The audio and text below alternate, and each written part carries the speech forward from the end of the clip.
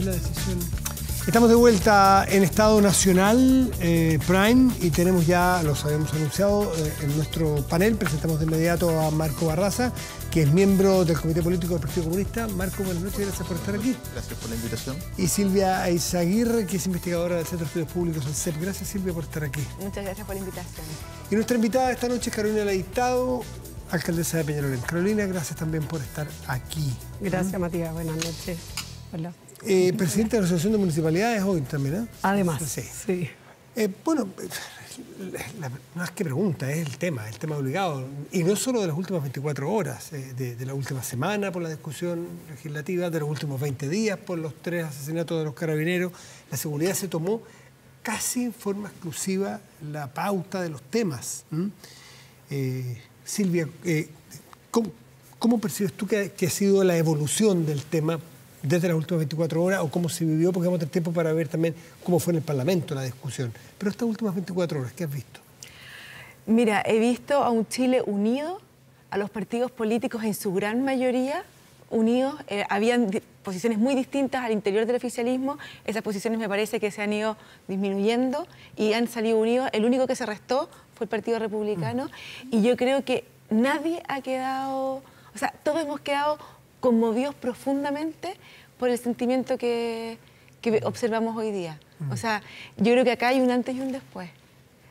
Dijimos lo mismo en el caso de la Sargento Olivares, un antes y un después, y pasó un después. Pero mira las manifestaciones hoy día en la calle, en la gente, en los políticos, el abrazo del presidente, ¿verdad?, a la madre del cabo. O sea, han sido imágenes desgarradoras y yo creo que eso ha unido al país detrás de este tema, y creo que las diferencias políticas, que las hay en esta materia, y hay grandes diferencias, y las hemos estado viendo desde el presidente Piñera hasta ahora, ¿verdad? Creo que esas diferencias, por lo menos hoy día, siento que han aminorado, y eso creo que es una buena señal para el país. Marco, una unidad que es sostenible en el tiempo para enfrentar los temas en los cuales coincidimos al menos. Yo no creo que las diferencias se hayan atenuado.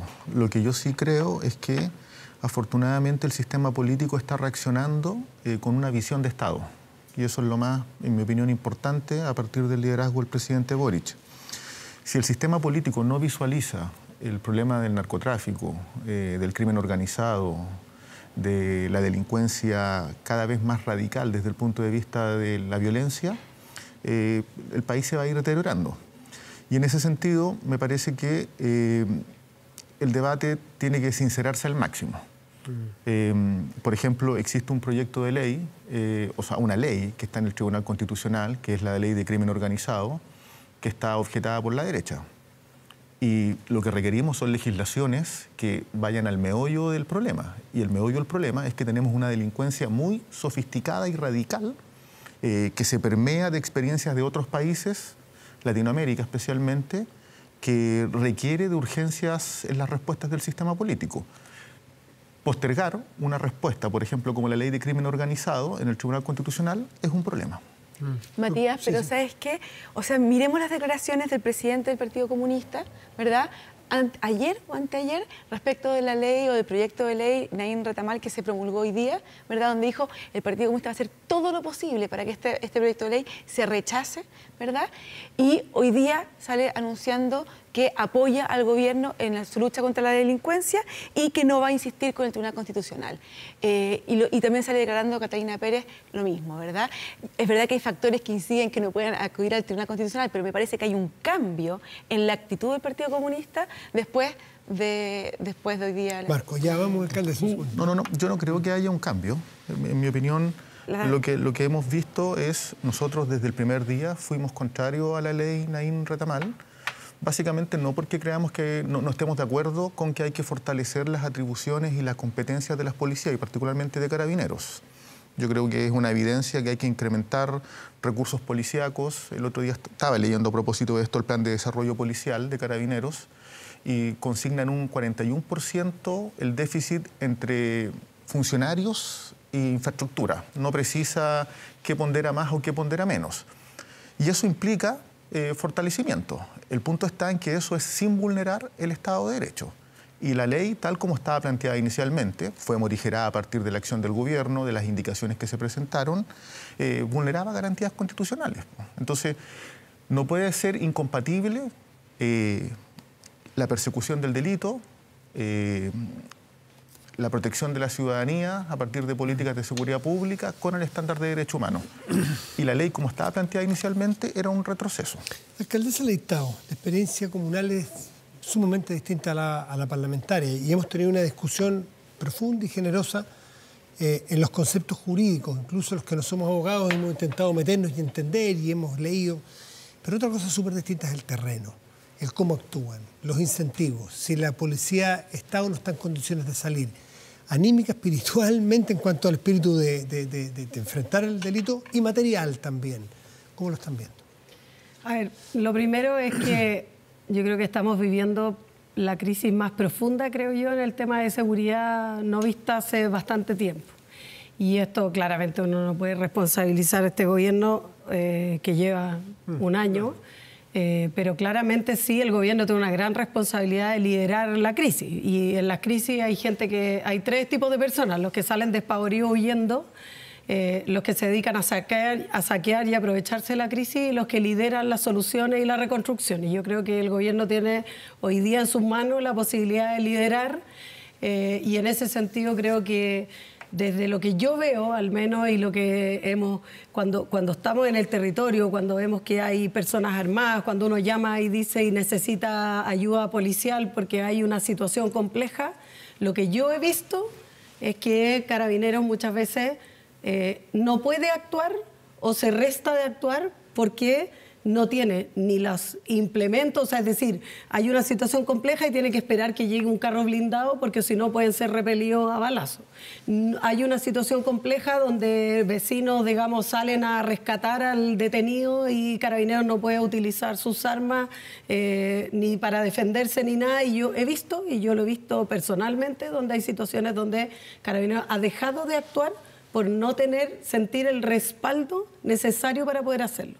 Y eso es así, o sea, y nos lo han dicho muchas veces, decir, mira, yo no puedo hacerlo porque aquí puede haber una situación de riesgo que nos va... Por ejemplo, un tema que a ti además lo hemos conversado muchas veces, fuegos artificiales en una población, que nos deja dormir a la gente, no estamos hablando de algo que no es una fiesta, no, fuegos artificiales que parecen ráfagas de disparo, que la gente no distingue si son fuegos artificiales o son disparos, que no dejan dormir a los niños, que están atemorizados y aterrorizados, están tirando fuego artificial en un lugar. Muchas veces Carabineros prefiere que terminen de tirar los fuegos artificiales e intentar hacer algo, que hoy día además es delito, porque muchos alcaldes hicimos esa pelea para que fuera delito, se opusieron varios en el Parlamento en aquel entonces, pero lo logramos igual. Pero hoy día dicen, ¿sabe qué va? Yo no voy a entrar con un carro policial a tirar ni agua, ni gas lacrimógeno, a dispersar a un grupo de personas, porque va a después venir la crítica, decir por qué Carabineros entró en una población, atacó, bueno, y además porque hay niños, familias, etcétera, hay personas inocentes que están ahí metidos en el medio. Entonces, yo siento que no nos tapemos los ojos de algo que es real, es una realidad, y yo creo que Carabineros necesita un respaldo sin, por supuesto, dejar de respetar los derechos humanos y cumplir los protocolos y los procedimientos que tienen que estar establecidos y claros para todos. Pero, alcaldesa, ¿cuál es el impedimento? O sea, ¿es solamente un tema cultural o hay temas también de leyes o de equipamiento? A mí me pasó que cuando estaba haciendo campaña, hice campaña en Santiago Centro y vi cómo estaba el microtráfico, por ejemplo, en las plazas, cómo había narcotraficantes viviendo en la casa al lado de los vecinos, y los vecinos sabían, todos sabían en el barrio quiénes eran y decían que la policía no podía hacer nada o no hacía nada al respecto. Lo que pasa es que eso tiene una explicación anterior, y es que hace tiempo atrás el Parlamento eliminó a través de una ley la posibilidad de poder detener a las personas por estar tomando o drogándose en una plaza. Dejó de ser un delito y pasó a ser una falta. Y por lo tanto lo que Carabineros hoy día puede hacer es ir y pedirle el carnet y sacarle una multa. Tú comprenderás que Carabineros, con todas las cosas que tiene que hacer, no va a ir y perder el tiempo sacándole multa a personas que están consumiendo en una plaza. Y lo otro es que hay otra cosa que yo creo que hay que analizar, yo lo he conversado con algunos fiscales, que se eliminó también, se transformó este delito de microtráfico, o sea, se estableció el delito de microtráfico frente al delito de tráfico propiamente tal. Y creo que eso fue un error a la larga, no creo que nadie lo haya previsto así, pero en la mirada más larga de lo que fue esa ley, lo que hace hoy día es que los narcotraficantes tienen una serie de microtraficantes que trabajan para ellos y que no pasan y que no cumplen ni penas reales ni nada porque trafican pequeñas cantidades. Entonces los narcotraficantes se transformaron como se atomizó. Se atomizó. Mira, y yo creo que eso fue un error que podemos ver hoy día. No quiero echarle la culpa a nadie, pero creo que tratando de minimizar esto de que personas que traficaban en pequeñas cantidades no fueran condenadas a tremendas penas, terminó siendo un problema porque hoy día en realidad hay un sistema de microtráfico que tiene tomadas las poblaciones y como dices tú, hoy día todos sabemos y yo creo que no hay alcalde que no sepa. Si tú nos sientas en una mesa, yo te puedo decir perfectamente dónde están los lugares de tráfico, de armas, de fuegos artificiales, o sea, te los puedo relatar. ¿Quién no puede hacer nada? Mira, yo a ver, en el diálogo con vecinas y vecinos, efectivamente, todos saben dónde venden droga, todos saben dónde se cometen ilícitos. El problema es que todavía no existe una política pública, y creo que es el acierto del gobierno en la presentación del acuerdo transversal, tener una dimensión más integral. Intervenir 30 comunas en el presente creo que es la política más efectiva, a propósito de recuperar barrios, recuperar territorios. Ampliar el programa Lazos en materia de prevención en niños y niñas me parece que está en la dirección correcta. Abordar las incivilidades, yo creo que es un tema central. O sea, debe haber una política más sostenida de personas en situación de calle a propósito de que también cuando se vulneran los espacios públicos, se deterioran, también es fuente de conflicto desde el punto de vista de que posibilita delitos. Ahora, eso en el marco también de reformas estructurales, porque en mi opinión, cuando uno habla de reforma a Carabineros, que es un tema muy necesario, tiene que ver con dotación. Si tenemos un problema de un déficit del 41%, es muy alto. Chile tiene 61.000 carabineros. Está en el 2,5 de 1 por cada 1.000 habitantes. La media internacional, la recomendación es de 2,8. Está un poquito más bajo. No. Sin embargo... Y no se llenan las plazas. El punto está en que tiene que distribuirse también de manera más equitativa. Hay un algoritmo que está operando, pero tiene que distribuirse de manera más equitativa la protección policial en los territorios. Pero a eso hay que agregarle, si estamos constatando de que la delincuencia tiene dimensiones más globales, que hay problemas de narcotráfico que se expresa a través del microtráfico, bueno, requerimos fortalecimiento de la UAF, la Unidad de Análisis Financiero, el Servicio de Impuesto Interno en Atribuciones, la aduana. Son problemas que tienen que ver de manera sistémica. Ahora, yo relevo especialmente del acuerdo que presentó el gobierno el que se fortalezcan las atribuciones de los gobiernos regionales y de los gobiernos comunales. Y lo relevo especialmente porque hay una mención que es muy relevante. Creo que darle atribuciones a los consejos de seguridad comunal en materia sustantiva, a propósito de cómo se delibera entre la comunidad y Carabineros, es clave. O sea, si la comunidad sabe dónde opera el delito, es clave que Carabineros tenga una relación, y a través de la alcaldía, con las comunidades. Alcaldesa, en la ministrato hablo de intervenciones a 30 comunas. Le preguntaba yo recién a Felipe Arboe, que tiene experiencia también en estas materias, ¿qué significa, y desde los territorios propiamente, una intervención, por ejemplo, en lo que a usted le concierne? Usted sabe, acaba de decir, dónde están las armas, dónde está la droga, dónde está el delito, básicamente. ¿Cómo se puede intervenir sin perder eficacia y ir directamente a los lugares que uno quiere llegar? Bueno, lo primero es que yo estoy expectante que nos convoquen a conocer el plan, porque no lo conocemos. Conocimos la noticia, pero no sabemos cómo eso se va a implementar. Me gustaría conocerlo para saber cómo, porque a mí me preocupa, y ya lo he dicho antes, hace tiempo atrás se habló de 15 comunas, de 20 comunas, y bueno, todos quieren saber cuáles son las comunas, porque todos los alcaldes que dicen, oye, la mía, la mía, la mía, la tuya. Y en realidad que... yo creo que aquí, más que hablar de comunas propiamente tal, yo hablaría de zonas complejas. O sea, incluso algunas son colindantes una comuna con la otra y que a veces hay una calle de por medio. O sea, yo hoy día colindo con la Florida y hay sectores donde probablemente tenemos una zona que es común. Entonces, más que hablar de comunas, yo hablaría de zonas. Ahora, claro, ¿por qué se entiende? Y creo que por eso también está mal hecho este sistema, porque hoy día la competencia entre las comunas, cuando sale cualquier diagnóstico, cualquier encuesta, cualquier cosa, empiezan a hacer los rankings. La comuna que subió, la comuna que bajó, como si la vereda del frente de mi comuna no fuera la mía finalmente. O sea, si el delincuente robó al frente o acá, entonces hace toda una diferencia entre el delito y resulta que al frente está el paradero y en la vereda acá no está. Entonces es una cuestión tremendamente injusta. Yo creo que tenemos que dejar de hablar del tema más comunal propiamente tal y hablar de macrozonas en algunos casos y de microzonas en otros. ¿Qué se le viene a la cabeza cuando le hablan de una intervención en los barrios más complejos de su comuna? Sí, yo lo que esperaría primero es que esa intervención tenga que ver con los elementos más complejos que hoy día estamos, el uso de armas, el tema de tráfico, o sea, donde nos dijeran, mira, vamos a intervenir territorios que hoy día están tomados, controlados o queriendo ser controlados por bandas de crimen organizado. Yo creo que eso tendría que ser lo primero que hay que hacer, porque es lo que atemoriza más a las personas. El tema de las armas es lo que más atemoriza. Y yo creo que hay una segunda derivada, que tú algo dijiste también respecto al tema de hoy día hay una oportunidad que son los gobiernos regionales. Yo creo que nos estamos perdiendo la posibilidad de que los gobiernos regionales lideren cosas importantes. ¿Por qué? Justamente porque en ciudades como las nuestras, en zonas metropolitanas, los gobiernos metropolitanos debieran tener mucho que decir. La conexión de cámaras de seguridad, la generación de implementos. Nosotros el lunes vamos a ir a ver con el gobernador Orrego el tema de poder destinar recursos prácticos para las comunas. Oye, drones, cámaras, o sea, hay harto en temas de prevención, de trabajo científico que se puede hacer, luminarias y otras cosas que perfectamente se pueden implementar. Entonces, el trabajo comunal, creo yo, tiene que estar radicado primero en el conocimiento de lo que está pasando en el territorio. Yo creo que la Fiscalía también tiene, porque muchos municipios hacemos llegar las denuncias anónimas que nos llegan y yo creo que esto está georreferenciado. Hemos estado haciendo un trabajo, ojo, esto no parte hoy día. Llevamos un trabajo, de hecho con la Fiscalía Oriente estamos haciendo un trabajo con los observatorios de seguridad, con temas específicos, más de microzonas para intervenir.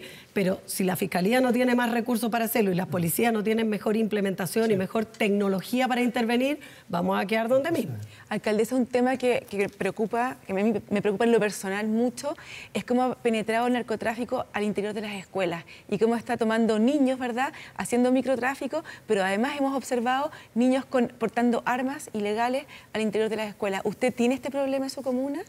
Yo creo que todos, y lo que a mí más me preocupa es que finalmente nuestros niños son los niños más vulnerables, además vulnerables en todo sentido, no digo solo desde el punto de vista económico, sino que también los temas de parentalidad, o sea, el perfil de los niños que recluta el tráfico y todo, es un perfil de niños que cae en, obviamente, negligencia parental, deserción escolar, consumo problemático de alcohol y drogas de ellos o de su familia, familias que están vinculadas al delito de manera permanente. Entonces, tenemos como la misma norma y, por lo tanto, en los colegios, esos niños también nosotros queremos que vayan al colegio, que estén en el colegio y obviamente que se vea. Ahora, hoy día lo que estamos viendo es más bien una violencia y todo en contexto escolar, es decir, está pasando afuera del colegio y eso penetra al interior del colegio y nosotros estamos tratando de frenarlo y de que esas cosas no ingresen, pero claramente a veces se nos hace imposible porque es el barrio donde viven, son los compañeros que tienen y sobre todo quienes recibimos ese tipo de alumnos somos en los colegios municipales, pero ojo que en los colegios también particulares subvencionados se ve el mismo fenómeno. De otra manera, menos visible, se esconde un poco más, pero se vive de la misma manera. Yo destaco la importancia de una política pública en materia de seguridad que sea lo más integral posible. Y un componente de eso claramente es un discurso contracultural al problema del microtráfico, porque hoy día para muchos niños y niñas es más atractivo el camino corto. El microtráfico genera muchos recursos y esa es una discusión contracultural. Cómo las escuelas, cómo el sistema público, también las escuelas subvencionadas, son una fuente de movilidad social, de desarrollo, de calidad de vida para los niños y las niñas. En mi opinión, eso requiere de integralidad, requiere de un sentido de urgencia, medidas inmediatas, legislaciones, una reforma más de carácter estructural, pero no impulsividad. en esto cualquier medida no bien pensada tiene repercusiones. La alcaldesa ponía el ejemplo del microtráfico. O sea, algo que no se pensó probablemente en el corto y en el mediano plazo. Entonces, el cómo se genera una arquitectura de seguridad en materia de seguridad pública es clave para este periodo. Entró una variable que puede ser muy peligrosa en este caso, me refiero en el caso del Cabo Palma, en este crimen. Una variable que si no se maneja con mucho tino, con mucho cuidado y con mucho respeto a la ley, puede desbandarse, que lo hemos visto en otros países. La variable, no imputados todavía, pero sospechosos extranjeros. Hemos visto redes sociales, empieza a haber una cosa que puede transformarse en una persecución xenófoba, enfocada en las personas extranjeras. Y el fiscal nacional hoy día dio una declaración, a mí me pareció muy confusa, una lástima no haber, lo quisimos traer acá para que nos explicara, sencillamente, una pena que no haya estado. ¿Qué quiso decir y cómo lo leyeron ustedes cuando dice que las personas, los imputados que sean detenidos y que no tengan una identificación nacional, donde dé fehacientemente la identidad, para que la redundancia, bueno, se va a pedir prisión preventiva para ellos? ¿Cómo lo leen ustedes y el fenómeno que puede haber atrás de empezar a hablar de una determinada nacionalidad? Sí, Marco. Perdón, no, por favor. Porque siempre, perdón. No, primero que te cuento toda la razón de estigmatizar al inmigrante como el delincuente. Nosotros escribimos en el CEP un libro sobre migración y donde se mostraba que cuando tú miras quiénes son las personas que están condenadas por delito, los inmigrantes están súper representados. La gran mayoría son chilenos. Donde sí hay más presencia de inmigrantes es en los crímenes de droga y especialmente en el norte del país. Ahí tú tienes un foco. Pero pensar que crimen igual inmigrante, eso es falso, es totalmente equivocado y puede llevar a errores y a estigmatizar a los inmigrantes que vienen a Chile a trabajar. Ahora, respecto a las declaraciones del fiscal nacional, yo lo que entendí y me pareció razonable, que cuando tú pillas a una persona infragante, ¿verdad? Lo tomas detenido por un crimen, por un delito, y no lo puedes identificar, ¿verdad? Lo retienes hasta poder identificarlo y ahí le das la libertad. Pero por un delito, no por el hecho de estar irregular en nuestro país. No, yo entiendo que eso no. Yo entendí lo mismo.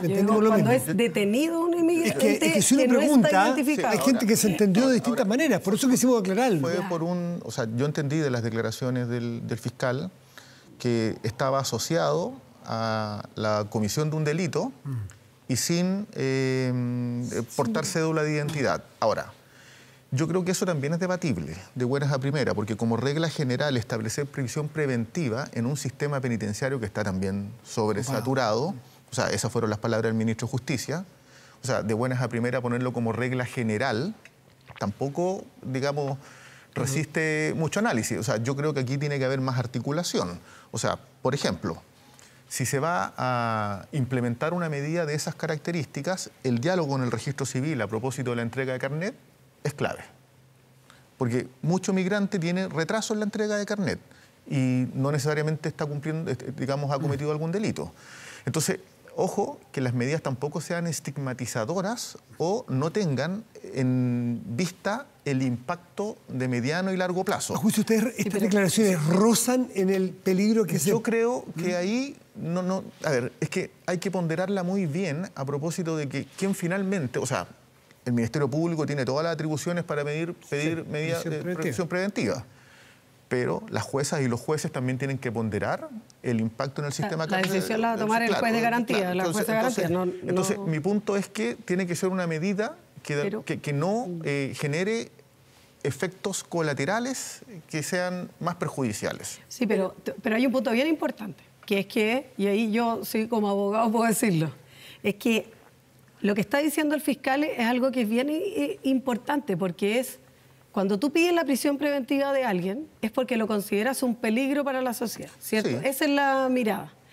¿Qué es lo que es el peligro? Es que cuando tú detienes a alguien cometiendo delito, no es el hecho de solo ser inmigrante, cometiste un delito y además no puedes saber quién es la persona que está cometiendo el delito y no sabes si es un una persona que está buscado internacionalmente por cometer delitos. No tienes idea, porque lo pillaste cometiendo delitos y no sabes, por supuesto que es un peligro para la sociedad, a cualquiera. O sea, hoy día, así como otras personas... ¿Se justifica su juicio entonces? Yo creo que la prisión preventiva en ese caso. Se justifica solicitarla. El juez tendrá que ponderar los elementos de juicio para tomar la decisión definitiva. Y no solo es que no sea una regla general, o sea, porque hay que ponderar el caso en cuestión. Por supuesto, pero el fiscal va a tener que argumentar. Pero no solamente eso, que el tipo puede ser un peligro en cuestión, sino que además, ¿dónde vas a ir a notificarlo después si no sabes quién es? O sea, no tienes idea dónde vive, no tienes datos, no tienes nada, no tienes información de esta persona y comete un delito.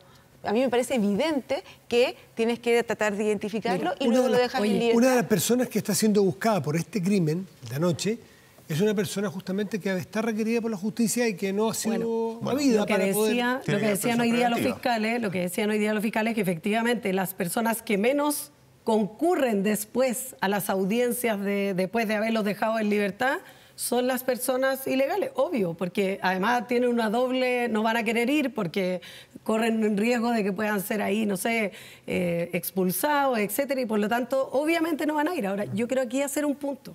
Yo creo que el principal problema hoy día que nos tiene como estamos, yo creo que lo conversamos en alguna oportunidad, en varias conversaciones de seguridad que hemos tenido y que yo he sido reiterativa en esto, lo que nos tiene más agobiados y en esta tremenda crisis es el tema de la reiteración de delitos. O sea, estamos persiguiendo a los mismos delincuentes todo el tiempo. Entonces la reinserción no existe. No existe ni la reinserción y no existen las medidas cautelares efectivas. Es decir, estas personas que son detenidas y luego citadas nunca llegan a la citación.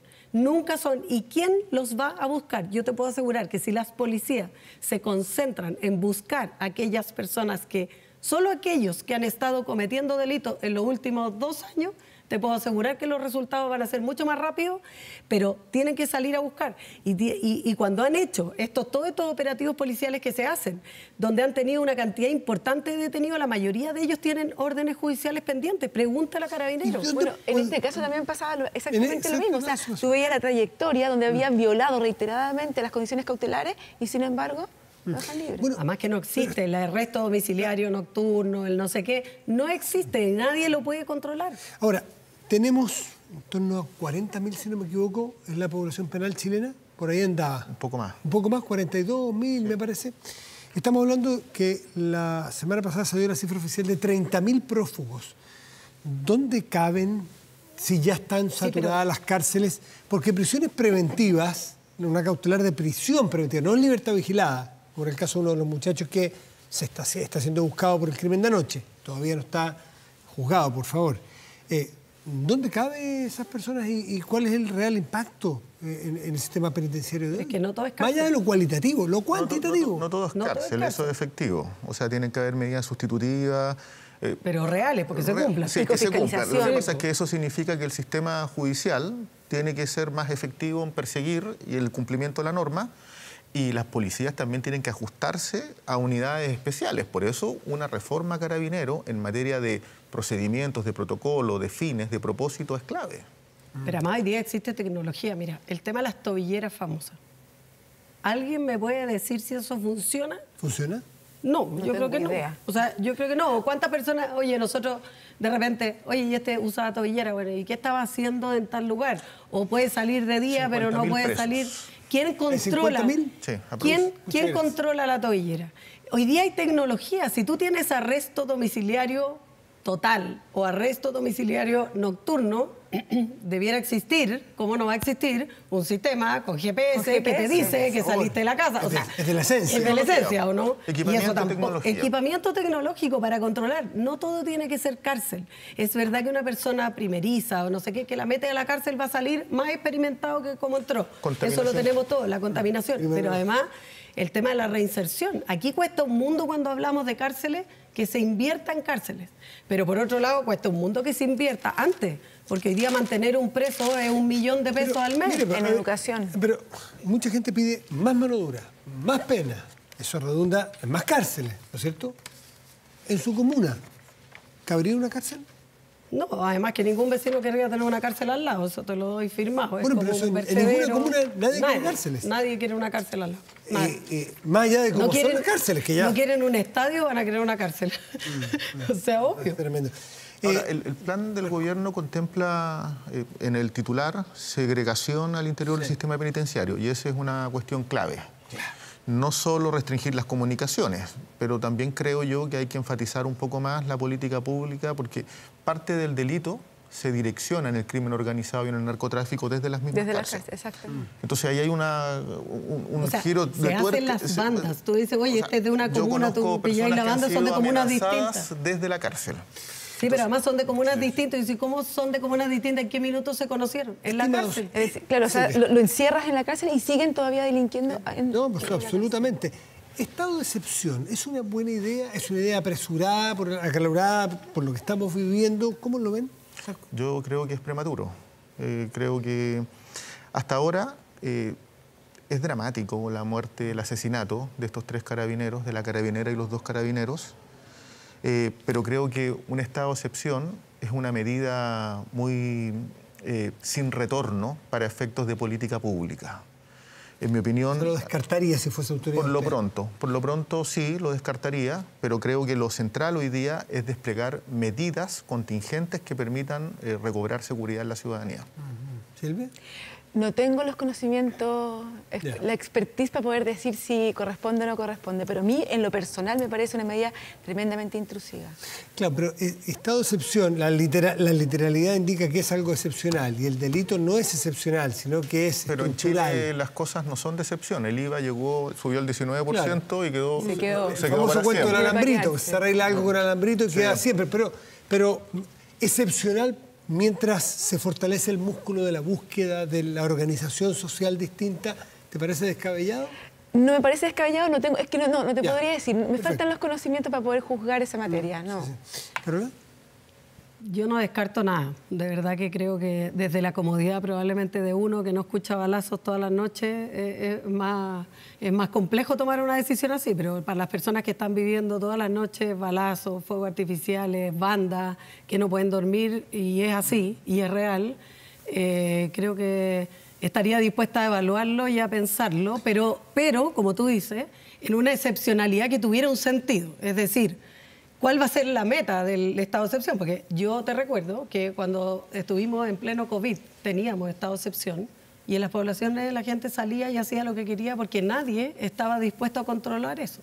No había ni policías ni militares que estuvieran dispuestos a agarrar a esa gente, detenerla porque estaba vulnerando el estado de excepción. Sí, entonces, hagámonos la pregunta si hoy día estaríamos bajo la misma norma. Pero tenemos una zona de nuestro... Dos zonas de nuestro país. Porque ahí ni siquiera te estás enfrentando a civiles que están pasándolo bien en una juerga, estamos hablando de delincuentes. Entonces la pregunta es, ¿están nuestras Fuerzas Armadas, nuestras policías preparadas para un estado de excepción donde hagan cumplir la ley? Por ejemplo, la experiencia de la Araucanía, que está ahí, se ha pedido 20 veces en la renovación del estado de excepción.